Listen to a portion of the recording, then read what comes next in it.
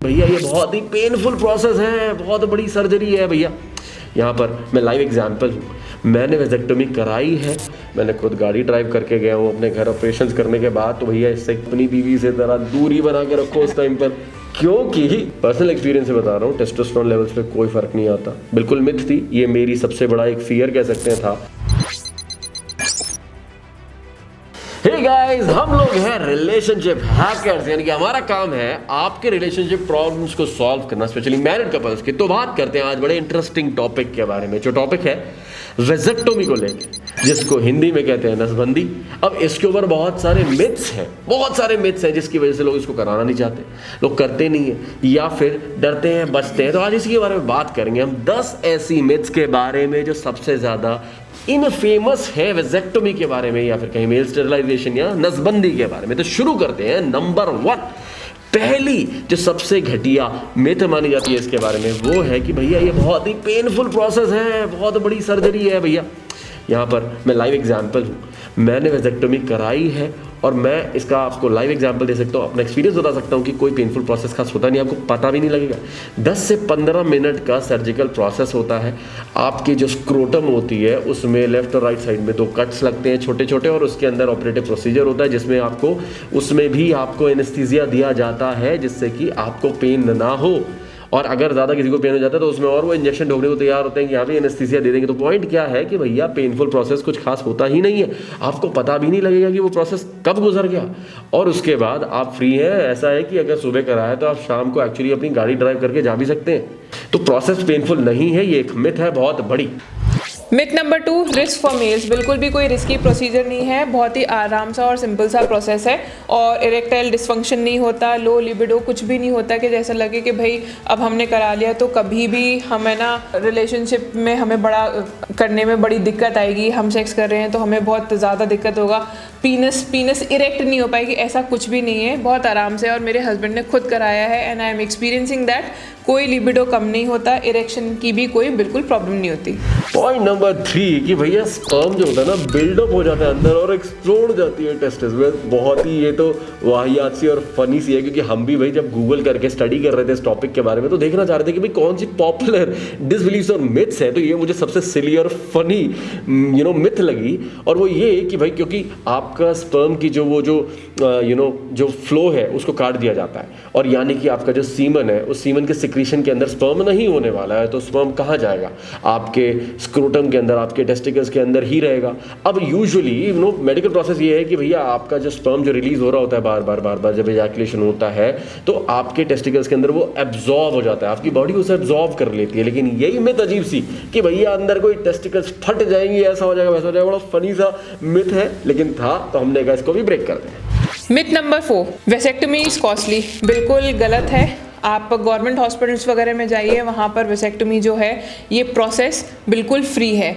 हमने private hospital से कराया था। अगेन बहुत सारी मिथ्स होती हैं, तो हमें भी लगा कि ऐसा प्रोसीजर है, अगर थोड़ी सी भी नेग्लिजेंस हुई या फिर कुछ गलती हुई तो फिर कहीं ऐसा नहीं हो कि उसके क्या रेपरकशंस हो, हमें भी नहीं पता। इसलिए हमने प्राइवेट हॉस्पिटल में कराया था, but it is completely your choice कि आपको कहाँ कराना है। एक चीज़ बहुत इंपॉर्टेंट है कि ये किसी भी इंश्योरेंस में कवर नहीं होता है, क्योंकि मेरे पास भी इंश्योरेंस है और मैंने जब इंश्योरेंस के लिए अपील किया था, अप्लाई किया, तो इंश्योरेंस बिल्कुल नहीं होते, क्योंकि ये बाय चॉइस करने वाली चीज़ है। पॉइंट नंबर 5 कि भैया लॉन्ग रिकवरी होती है वेसेक्टोमी कराने के बाद, नसबंदी कराने के बाद। भैया देखो, मैं इस चीज़ को सब्जेक्ट टू हो चुका हूँ, मेरे पास एक्सपीरियंस हुआ है, तो मैं आपको अपने एक्सपीरियंस से बता सकता हूँ कि कोई लॉन्ग रिकवरी नहीं होती है। मैंने खुद गाड़ी ड्राइव करके गया हूँ अपने घर ऑपरेशंस करने के बाद, तो भैया इससे ज़्यादा क्या बोल सकता हूँ। उसके बाद अगर ये बोले कि हाँ भाई एग्जैक्टली जैसा आप पहले थे वैसी फीलिंग आने में कब टाइम, वो नेचुरल सी बात है यार कि आपको वो जो कट पड़े हैं उसकी जो टांके लगे हैं उसको रिलीज़ होने में, उसको रिकवर होने में तो टाइम लगेगा।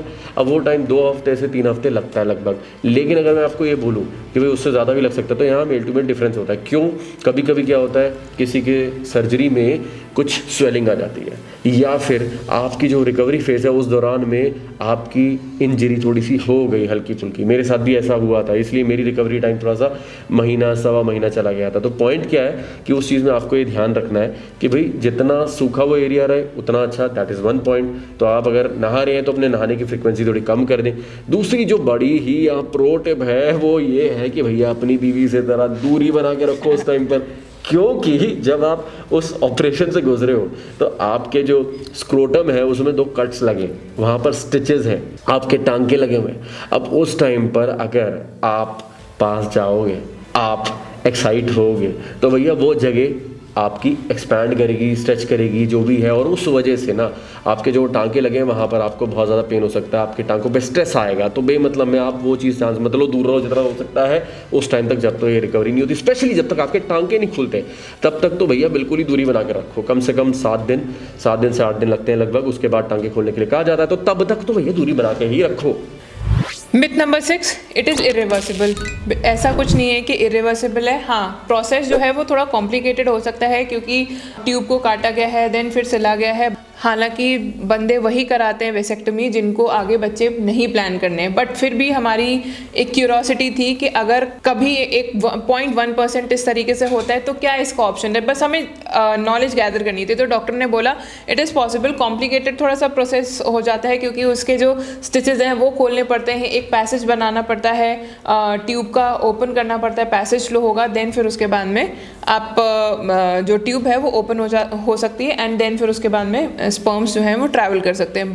पॉइंट नंबर 7 है कि भैया आपका इजैक्यूलेशन का वॉल्यूम चेंज हो जाता है, या फिर आपके टेस्टोस्टेरोन लेवल्स जो होते हैं वो इफेक्ट हो जाते हैं नेगेटिवली। वेल, यहाँ पर भी अगेन पर्सनल एक्सपीरियंस से बता रहा हूँ, टेस्टोस्टेरोन लेवल्स पे कोई फ़र्क नहीं आता। बिल्कुल मिथ थी ये, मेरी सबसे बड़ा एक फियर कह सकते हैं था, जो ऑब्वियसली होता है, हर मेल में होता है। आई थिंक अगर कोई ऐसे प्रोसेस से गुजरना चाहता है तो ऐसा कुछ भी नहीं होता। टेस्ट लेवल्स में कोई फ़र्क नहीं आता, आपके जो इजैक्यूलेशन का वॉल्यूम है उसमें कोई फ़र्क नहीं आता। उसमें से स्पर्म ही तो नहीं एंटर हो रहे, और वो स्पर्म जो है ना वो 5% भी नहीं मेकअप कर रहे होते हैं आपके जो सीमेन के वॉल्यूम है उसका।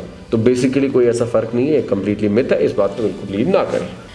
मिथ नंबर 8, प्रोस्टेट कैंसर हो जाता है वेसेक्टमी की वजह से। ये बिल्कुल गलत है, बिल्कुल झूठ है। गूगल बहुत सारी चीज़ें नहीं करनी चाहिए। जो आपका राइट डॉक्टर हैं आप उनसे जाकर मिलिए एंड उसके बारे में आप उनसे क्वेश्चंस कीजिए। प्रोस्टेट कैंसर नहीं होता वेसेक्टमी की वजह से। पॉइंट नंबर 9 कि भैया आपको सेक्स करने में वो मज़ा नहीं आएगा अगर आपने वेसेक्टमी करा ली तो। ये इतनी बकवास और इतनी वाहियात मिथ थी, जो कि मैं भी जब भैया गूगल कर रहा था तो मुझे भी इस बात ने तो डराया था। अल्टीमेटली जो डॉक्टर से आप काउंसल करते हैं उस डॉक्टर की बात आप सुनते हैं, समझ में आता है आपको कि यार ये सब नहीं है। मैं अपने पर्सनल एक्सपीरियंस से बात बोल सकता हूँ, ऐसा कुछ भी नहीं है। आपको बहुत ज़्यादा मज़ा आने वाला है। इनफैक्ट क्योंकि आप उसके बाद ज़्यादा रॉ करने वाले हो, आपको किसी कॉन्डम की ज़रूरत नहीं पड़ने वाली है। तो ये बिल्कुल एक बकवास मिथ है, इस बात पर बिल्कुल भी बिलीव ना करें। Myth number 10, female sterilisation better होती है वेसेक्टमी से। बिल्कुल गलत है। फीमेल स्टरलाइजेशन कॉम्प्लिकेटेड होती है, उसका प्रोसीजर कॉम्प्लिकेटेड थोड़ा सा होता है, एंड फीमेल की बॉडी ही खुद अपने आप में बहुत कॉम्प्लिकेटेड होती है, रिकवरी टाइम बहुत ज़्यादा होता है। इसके ऊपर हमने एक वीडियो बनाई है कि वेसेक्टमी क्यों कराई है मेरे हस्बैंड ने, और फीमेल स्टरलाइजेशन मैंने क्यों नहीं कराया। इसको हमने बहुत अच्छी तरीके से हमारी वीडियो में एक्सप्लेन किया है। आई बटन पे क्लिक करें और आपको वीडियो दिख जाएगी।